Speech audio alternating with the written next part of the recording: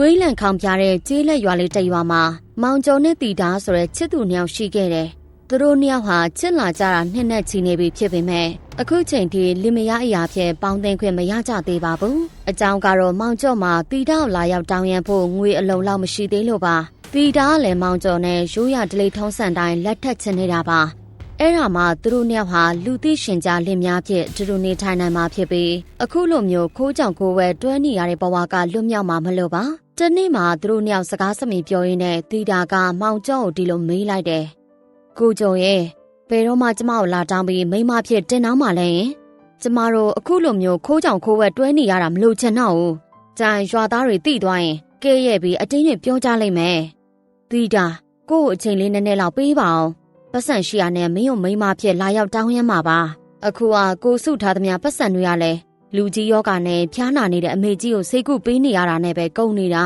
အဲ့ဒါကြောင့်လက်ထပ်ဖို့ငွေမစုမိသေးတော့နားလည်ပေးပါနော်ဒါပေမဲ့ကိုမင်းကိုကတိပေးပါတယ်အမေနေကောင်းသွားပြီဆိုတာနဲ့ကိုမြို့ကြီးကိုသွားပြီးအလက်လုံးမယ်ပတ်စံတွေအများစုပြီးတော့မင်းကိုထုံးနှံအစင်လာတိုင်းလာပြီးတော့တောင်းရမ်းမယ်အဲ့ခါကျရင်ကိုရိုနှစ်ယောက်ဘသူမျက်နှာမှကြည့်စရာမလိုပဲပျော်ပျော်ရွှင်ရွှင်အတူတူနေရမှာပေါ့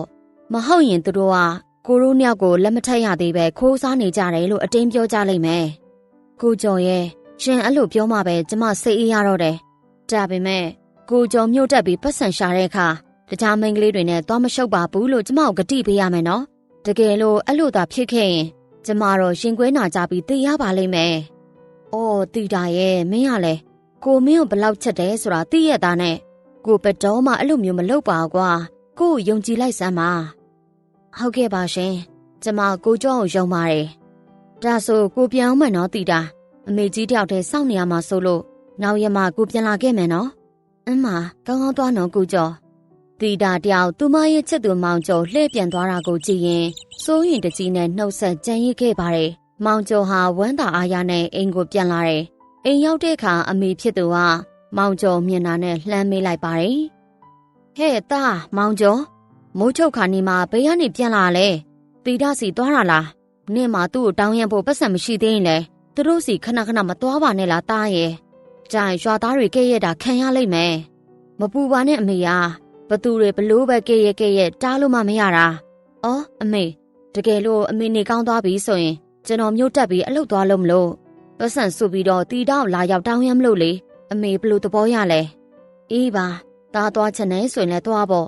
ငါတော့အသက်ကြီးလို့နာလိုက်ကျင်လိုက်ဖြစ်နေတာတဘာဝပါပဲနေကမိမယူဖို့ပတ်စံရှာချင်တယ်ဆိုတော့လေကောင်းတာပေါ့ကျိုးစားပါသားရဲ့အမေလည်းအမေကိုပြုစုစောင့်ရှောက်ပေးမယ်ချွေးမလေးတယောက်လိုချင်နေတာအခုမှပဲငါသားကြီးလဲသူများတကာလို့အိုးရင်ထူထောင်နိုင်တော့မှာပဲမောင်ကျော်ဟာအမေဖြစ်သူရဲ့စကားကိုကြားရတော့ဝမ်းသာလုံးဆုပ်သွားပြီးငါလည်းသူများတွေလိုမိသားစုဘဝလေးကိုတင်းတက်တဲ့ထူထောင်နိုင်တော့မယ်လို့တွေးလိုက်မိတယ်ပြီးတော့အမေဖြစ်သူကိုပြန်ပြောလိုက်တယ်အမေဒါဆိုနဲ့ပြန်ကြရင်ကျွန်တော်မြို့တက်ပြီးအလုပ်သွားရှာတော့မယ်နော်ကျွန်တော်အလုပ်ကိုကြိုကြိုဆဆလုပ်ပါမယ်ပတ်စံတွေအများရအောင်ရှာပြီးတီတောက်လာတောင်းရမ်းမယ်အဲ့ခါကျရင်အမေမှာချစ်စရာကောင်းဆုံးချွေးမလေးရတော့မှာပေါ့အမေရဲ့အေးပါသွားရေချိုးပြီးတော့ထမင်းစားတော့မနှက်ပြန်ခရီးသွားရမှာအားမရှိပဲနေအောင်မယ်သူ့အမေပြောပြီးတာနဲ့မောင်ကျော်လဲရေချိုးပြီးအနားယူလိုက်ပါတယ်နောက်နေ့မနက်စောကြီးမှာတော့မောင်ကျော်ဟာနုံနုံကြကြထပြီးချစ်သူတီတာရဲ့အိမ်စီကိုဝမ်းသာအားရပြေးသွားတယ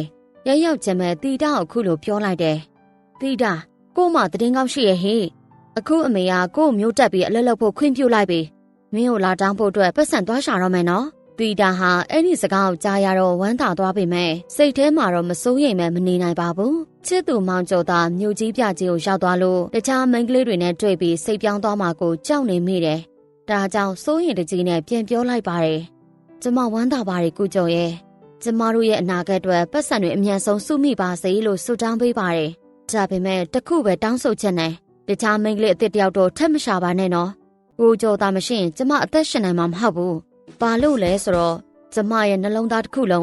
းကိုကျော်တယောက်တည်းကိုပဲပုံမေးထားလို့ပါရှင်စိတ်ချပါတီတာရဲ့ကိုဂတိပေးပါတယ်မင်းကိုတောင်းရန်ဖို့အတွက်ပတ်စံစူးစမ်းရှာမှာပါကိုယုံကြည်လိုက်စမ်းပါကိုနှလုံးသားတခြားဘသူကိုမှစိတ်မပြောင်းမင်းကကိုအတွက်ရရပဲ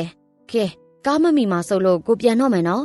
ပြီးတော့ဒီကောင်းဖီးလေးကိုယူထားလိုက်အောင်နော်ဒါဆင်ဆွဲနဲ့လှုပ်ထားတဲ့ပြီးလေးအမေရဲ့တခုတည်းသောအဖိုးရံပစ္စည်းလေးပါဒါကိုအချစ်ဆုံးဖြစ်တဲ့မင်းကိုပေးခဲ့မယ် ဘာပဲဖြစ်ဖြစ်ကို့စောင့်နေပါနော်တီတာ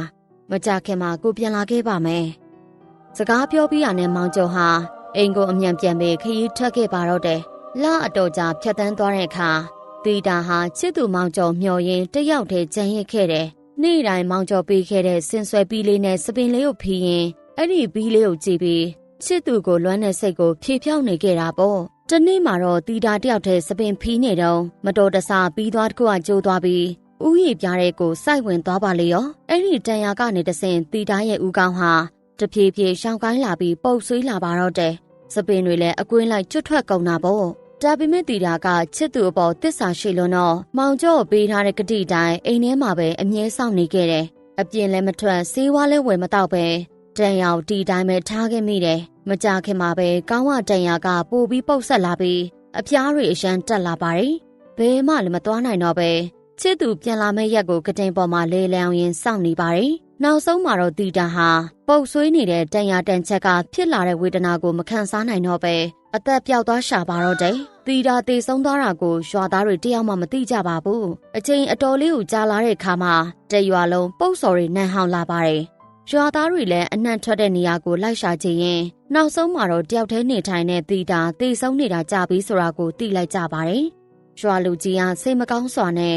အိုးတနာစရာကောင်းလိုက်တဲ့တီတာရဲ့တယောက်တည်းနေရင်နဲ့တလောက်တောင်ဝေဒနာခံစားပြီးတေသွားရရှာတယ်ဘသူမှလည်းမသိကြဘူးဒါနဲ့တီတာဘာယောဂနဲ့တေတာလဲလူကြီးမင်းအေးငါလည်းပဲသိမလဲငါတို့အားလုံးအတူတူလာတွေ့ကြတာပဲလေဒါမှမဟုတ်တီတာသူ့ချစ်သူမောင်ကျော်လွမ်းလို့ရင်ကွဲနာကြပြီးတေသွားတာလားမသိဘူးနော်တကြီးပြောသလိုလည်းဖြစ်နိုင်တာပဲဒါပေမဲ့ကျုပ်အထင်တော့မောင်ကျော်လွမ်းလို့တေတာမဟုတ်တော့ပါဘူးဟိုမှာကြည့်စမ်းသူ့ကောင်းအလေတက်တဲ့မှာတန်ရာကြီးကဟောင်းလောင်ပုတ်ဆွေးနေရပဲတနာစရာကောင်းလိုက်တာမောင်ကျော်စောင့်နေရင်နဲ့အပြင်ထွက်ပြီးဆေးဝါးကူတာဖို့တော့မိနေပုံရတယ်အဲ့ဒါကြောင့်ဒီလိုမျိုးဝေဒနာတွေခံစားပြီးတည်သွားရတာပေါ့ဟုတ်တယ်တီတာဘာကြောင့်တည်လဲဆိုတာဘယ်သူမှအသေးချာမသိနိုင်ပေမဲ့အခုတော့ငါတို့တွေကသူ့အတွက်နာရီကိစ္စလေးကိုအရှင်လုပ်ပေးကြရအောင်ရွာလူကြီးကပြောပြီးတဲ့နောက်မှာရွာသားတွေစုပေါင်းပြီးတီတာအတွက်ရိုးရထုံးစံတိုင်းနာရီကိစ္စတွေကိုလှုပ်ဆောင်ပေးကြပါတယ်အခမ်းအနားပြီးလို့တီတာရဲ့ရုပ်လောင်းထည့်ထားတဲ့အခေါင်တလားကိုရွာပြန်တုတ်တန်စီတဲထုတ်ဖို့ပြင်ကြတဲ့အခါမှာထူးဆန်းတာတကူဖြစ်လာပါတယ်ရွာသားတွေဘလောက်ပဲအားစိုက်ပြီးမှားပေမဲ့အခေါင်တလားကနည်းနည်းလေးမှမရွှေ့ရပြင်အိမ်ကျန်းပြင်းတဲ့တသားတွေကတ်နေတယ်လို့မျိုးဖြစ်နေတာပါအဲ့ဒါကိုမြင်တော့ရွာသားတွေလည်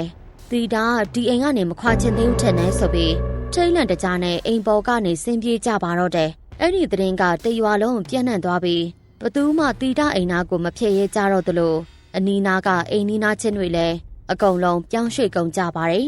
လအတော်ကြာသွားတဲ့အခါမှာမောင်ကျော်ဟာမြို့ကနေပတ်စံတွေရှာပြီးရွာကိုပြန်ရောက်လာတယ်သူငားစီးလာတဲ့လဲလေးတီတာအိမ်ရှိကဖြတ်တဲ့ချိန်မှာတီတာဟာအိမ်ရှိမှရက်ပြီးပြုံးပြနေတာကိုတွေ့လိုက်ရပါတယ်မောင်ကျော်လည်းဝမ်းသာအားရနဲ့အိမ်ကိုမြန်ပြန်ပြီးအမေဖြစ်သူကိုနှုတ်ဆက်လိုက်တယ်အမေကျွန်တော်တီတာစီခဏသွားလိုက်အောင်မယ်နော်မတွေ့ရတာကြာပြီဆိုတော့ကျွန်တော်သူ့လွမ်းလာပြီမနှက်ပြန်ကြရင်ကျွန်တော်တို့နှစ်ယောက်တင်အောင်ဖို့အတွက်အစီအစဉ်တွေလုပ်ကြတာပေါ့နော်အမေဖြစ်သူဟာသားဖြစ်သူရဲ့စကားကိုကြားရတော့ရင်ထဲမှာအရန်ကိုတနာသွားမိတယ်ဒါနဲ့မောင်ကျော်ကိုကြည့်ပြီးခက်ခဲပဲပြောလိုက်ရပါတော့တယ်ငါသားရဲ့အမေဘယ်လိုပြောရမလဲတော့မသိတော့ဘူးဒါပေမဲ့သားစိတ်ကိုခိုင်ခိုင်ထားရမယ်နော်သားချစ်သူတီတာအခုတော့သေဆုံးသွားရှာပြီသားရဲ့မောင်ကျော်ဟာအမေဖြစ်သူရဲ့စကားကိုကြားလိုက်ရတဲ့အခါမှာစိတ်ထဲမှာနည်းနည်းတော့ဒေါသထွက်သွားတယ်အမေကသူ့ကိုစားနှောက်နေတာလို့ပဲထင်နေမိရပေါ့မောင်ကျော်ကတော့လုံးဝမယုံကြည်နိုင်ပါဘူးဘာလို့လဲဆိုတော့သူ့ရွာကိုပြန်အလာလမ်းဘေးမှာတင်သူ့ချစ်သူတီတာကပြုံးပြနေတာကိုကိုယ်တိုင်မြင်ခဲ့တာလေအမေကလည်းဗျာကျွန်တော်လုံးဝမယုံစောစောကတင်တီတာအိမ်ရှိကကျွန်တော်ဖြတ်လာတာသူကျွန်တော်ပြုံးပြနေသေးရပဲသူကဘလို့လုပ်ပြီးတည်သွားမှလဲအမေအေးပါသားမယုံရင်လည်းသားချစ်သူစီအခုပဲသွားကြည့်လိုက်အောင်အဲ့ခါကျမှသားချစ်သူဟာသေပြီးတရေဖြစ်နေတော့သိရလိမ့်မယ်သာ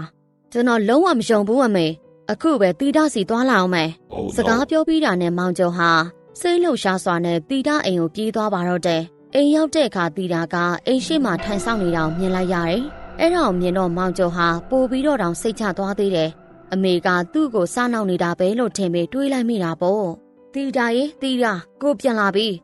ကို့မှာမင်းကိုတောင်းရန်ဖို့ပတ်စံတွေအလုံလောက်ပါလာပြီအခုကစပြီး ကိုရိုးနှစ်ယောက်ထာဝရလက်တွဲသွားကြမယ်နော်မင်းဝမ်းသာလားယင်အိုးကိုကျော်ကလည်းမင်းနေသေးတယ်ကိုလင်လောင်းလေးပြန်လာတာပဲဘလို့လို့ဝမ်းမသာပဲနေမှလဲရှင်တန်နဲ့ဘယ်တော့လာတောင်းမှလဲယင်မနေ့ပြန်ကြရင်ပဲတင်နှောင်းမုံငွေတွေလက်ဆောင်တွေနဲ့အရောက်လာခဲ့မယ်နော်သူတို့နှစ်ယောက်ပျော်ပျော်ရွှင်ရွှင်စကားပြောနေတော့မှပဲရွာသားတယောက်ဟာအိမ်ရှိကနေဖြတ်သွားမိတယ်အဲ့ဒီရွာသားဟာမောင်ကျော်ကတီတတရေနဲ့စကားပြောနေတော့မြင်လိုက်ရတော့ထိတ်လန့်တကြားနဲ့အသက်လုပြီးထွက်ပြေးပါတော့တယ်မောင်ကျော်ကအဲ့ဒါကိုမြင်တော့နည်းနည်းတော့ထူဆန်းသွားပါတယ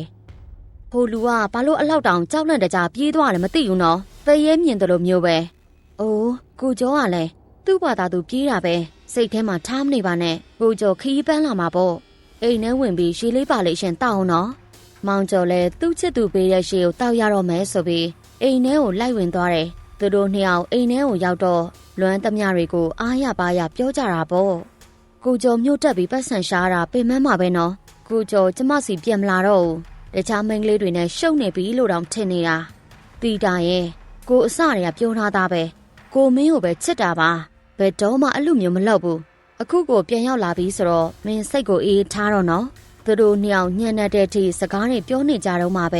ဲတီတာရုပ်သွင်းကတဖြည်းဖြည်းပြောင်းလဲလာတယ်သူမရဲ့အသားရည်တွေကညိုမဲလာပြီးကောင်းပေါ်ကနေလောက်ကောင်လေးတွေတကောင်ပြီးတကောင်တဖြည်းဖြည်းထွက်ကြလာပါတော့တယ်အချိန်တွေကအဲ့ဒီလိုဖြစ်လာတော့တီတာဟာမောင်ကျော်မြင်သွားမှဆိုလို့အသားပေါ်ကထွက်ကြလာတဲ့လောက်ကောင်တွေကိုကောက်ပြီးပစက်တွေထည့်စားလိုက်တယ်မောင်ကျော်ကအဲ့ဒါကိုမြင်သွားပြီးလှမ်းမေးတာပေါ့တီတာမင်းဘာတွေကောက်စားနေရလဲဩဟုတ်လေကျမအိမ်ကျမ်းပြင်ပေါ်ဖိတ်ကြနေတဲ့ဆန်စိတ်လေးတွေကောက်စားနေရပါမောင်ကျော်ကလည်းအစာကတော့ဘာမှထပ်ပြီးမတွေးမိပါဘူးဒါပေမဲ့ကြားလေးလောက်ကောင်တွေကပိုထွက်လာလေတီတာကလည်းအငမ်းမရကောက်စားလေးဖြစ်နေတာပေါ့ညက်နက်လာတာနဲ့အမျှတီတာရဲ့အသားရည်ကလည်းတဖြည်းဖြည်းမဲပုတ်လာတယ်အဲ့ဒီချိန်မှာပဲမောင်ကျော်မျက်လုံးကအိမ်ကြောက်မှာတင်ထားတဲ့အခေါင်တလားစီရောက်သွားပြီးအဲ့ဒီအပေါ်မှာကတ်ထားတဲ့တီတာတပ်ပုံကိုအထင်အရှာမြင်လိုက်ရပါတော့တယ်မောင်ကျော်ဟာသူ့ချစ်သူကတိတ်ဆုံးပြီးတရေဖြစ်နေပြီဆိုတာကိုအဲ့ဒီတော့မှတေချာပေါက်တီးသွားရပါတော့တယ်သူအရင်ကြောက်သွားပေမဲ့ဘာမှမသိတယ်လို့မျိုးဟန်ဆောင်ပြီးအခုလိုပြောလိုက်ပါတယ်တီတာရေကိုတို့စကားပြောနေရလဲကြားပြီကိုခုအပေါ်အရင်သွားချင်လာလို့အိမ်နောက်ဖေးခဏဆင်းပြီးသွားလာအောင်မယ်နော်တီတာကလည်းမောင်ကျော်ဟာသူမတေဆုံးပြီးသားဖြစ်တာကိုသိသွားပြီးထွက်ပြေးသွားမှကြောက်နေရမို့စိတ်လှုပ်ရှားစွာနဲ့ပြန်ပြောလိုက်တယ်ကိုဘယ်ကိုသွားမှလဲအပေါ်သွားချင်နေဆိုရင်ဒီမှာပဲသွားလိုက်လေကျမကိုထားပြီးထွက်ပြေးဖို့ကြံနေရလားဟာတီတာမင်းကလည်းပါရီပြောနေရလဲဘသူကဒီမှာအပေါ်သွားမှလဲမင်းလည်းရှိနေတာ哦တကယ်လို့မင်းကကိုထွက်ပြေးမှကြောက်တယ်ဆိုရင်ကို့ခါကိုကျိုးနဲ့ချီထားလိုက်လေဒါဆိုကိုဘဲမှပြေးလို့မရတော့ဘူးပေါ့တီတာဟာမောင်ကျော်ရဲ့စကားကိုရှုံသွားပြီးကျိုးတစ်ချောင်းယူကမောင်ကျော်ရဲ့ခါကိုချီလိုက်ပါတယ်အဲ့ဒီအချိန်မှာမောင်ကျော်ကကျိုးချီလို့ရော်ရဲရဲဖြစ်နေအောင်လို့သူ့ဘိုက်ကိုလေနဲ့အဝဖောင်းထားလိုက်တာပေါ့ကျိုးချီပြီးတာနဲ့မောင်ကျော်ဟာအိမ်အောက်ကိုအမြန်ဆင်းသွားပါတယ်အိမ်အောက်ရောက်တာနဲ့ခါအကျိုးဖြုတ်ပြီးအိမ်တိုင်မှာခိုင်အောင်ပြန်ချီလိုက်တယ်ပြီးတော့မှအသက်လွတ်ပြီးတောထဲကိုထွက်ပြေးသွားပါတော့တယ်တော်တော်လေးကိုကြာသွားတဲ့အထိကျိုးကိုတင်းတင်းဆွဲထားတဲ့တီတာဟာမောင်ကျော်ပြန်မတက်လာသေးတာကြောင့်လှမ်းអော်ပြီးမေးလိုက်ပါတယ်ကိုကျော်ရေကိုကျော်အပေါ့သွားတာတလောက်တောင်ကြာနေရလားအခုချိန်နေမပြီးသေးဘူးလားတီတာအချိန်ချင်းလှမ်းអော်နေပေမဲ့ဘာအတန်းမှပြန်မကြားရတော့ပါဘူးအဲ့ဒီတော့မှတီတာဟာသူမရဲ့ချစ်သူမောင်ကျော်ထွက်ပြေးသွားပြီဆိုတာကိုသိလိုက်ပြီးအိမ်ပေါ်ကနေအမြန်ဆင်းလိုက်ပါတော့တယ်တီတာဟာတောသားတကြီးနဲ့အိမ်အောက်ကိုဆင်းလာတဲ့ခါမှာမောင်ကျော်ကကျိုးကိုအိမ်တိုင်းမှာခြိထားခဲ့တာကိုမြင်လိုက်ရတော့ပိုပြီးတော့တောင်ဒေါသထွက်သွားပါတယ်အဲ့ဒါနဲ့တီတာဟာသူမရဲ့ချစ်သူမောင်ကျော်နောက်ကိုတောက်လျှောက်လိုက်ဖမ်းมาတော့တယ်မောင်ကျော်လည်းကြောက်လန့်တကြားနဲ့ထွက်ပြေးရင်ဒီတရေမလက်ကနေဘလို့လွတ်အောင်ရုံးရမလဲဆိုတာကိုမစမ်းစားနိုင်တော့ပဲနောက်ဆုံးမှာတော့ဖုန်ကြီးเจ้าနဲ့ပြေးဝင်ပြီးဆရာတော်ကိုအကူညစ်တောင်းဖို့ဆုံးဖြတ်လိုက်တယ်။မောင်ကျော်ကျောင်းထဲကိုရောက်သွားတဲ့အခါတီတာကတရေဖြစ်နေတာမို့ကျောင်းဝင်းထဲကိုလိုက်မဝင်နိုင်တော့ပဲအပြင်ကနေပဲတန်တန်တတငိုကြွေးပြီးကိုကျော်ရဲ့ကျမကိုထားပြီးဘယ်ကိုပြေးတာလဲကျမကိုလာတောင်းရင်ပါမယ်လို့ကတိပေးခဲ့တာလေကျမလည်းအခုကိုစောင့်နေခဲ့တာအခုကိုကကျမကိုထားပြီးဒီလိုထွက်ပြေးသွားတော့ကိုကတိကိုဖျက်တော့မှာလားထွက်လာခဲ့ပါကိုကျော်ရဲ့ကျမတို့ညောင်ထာဝရတူတူနေကြရအောင်နော်တီတာကပလောက်ပဲငိုယိုပြီးအတနာခံပါစေမောင်ကျော်ကတော့လုံးဝထွက်မလာတော့ပါဘူးအဲ့ဒီအခါမှာတော့တီတာဟာအရှင်ကားထက်ပိုပြီးဝမ်းနဲ့ပူဆွေးကငိုကြွေးပြီးဘာမှမတက်နိုင်တဲ့ဆုံးစိတ်မကောင်းစွာနဲ့ပဲသူ့အိမ်ကိုပြန်သွားပါတော့တယ်ဒီလိုနဲ့မောင်ကျော်ဟာတရေမတီတာလက်ကနေ တီတီလေးလွတ်မြောက်သွားခဲ့ရပါတယ်။ဒီနောက်မှာတော့မောင်ကျော်ဟာတီတာစီကိုဘတော်မှပြန်မသွားတော့ပါဘူး။ဒါပေမဲ့သူတို့နှစ်ယောက်ရဲ့အချစ်ကိုအမှတ်ရတဲ့အနေနဲ့မောင်ကျော်ဟာရဟန်းပေါင်တို့အပီးတိုင်ဝင်ဖို့ဆုံးဖြတ်လိုက်ပါတယ်။တီတာကိုလည်းနောက်ထပ်မျှော်လင့်ဆောင်စားမနေစေဖို့နဲ့ကောင်းရာသူကတိရောက်ရှိပြီးဘဝအသက်မှာပျော်ရွှင်နိုင်ပါစေလို့ရည်ဆိုပြီးကုသိုလ်ကောင်းမှုတွေအမြပေးဝေခဲ့ပါတော့တယ်။ဟုတ်ကဲ့ပါရှင်။ကြေကွဲစရာအချစ်ဆက်လန်းလေးတစ်ပုတ်ဖြစ်သွားခဲ့ပါရဲ့ရှင်။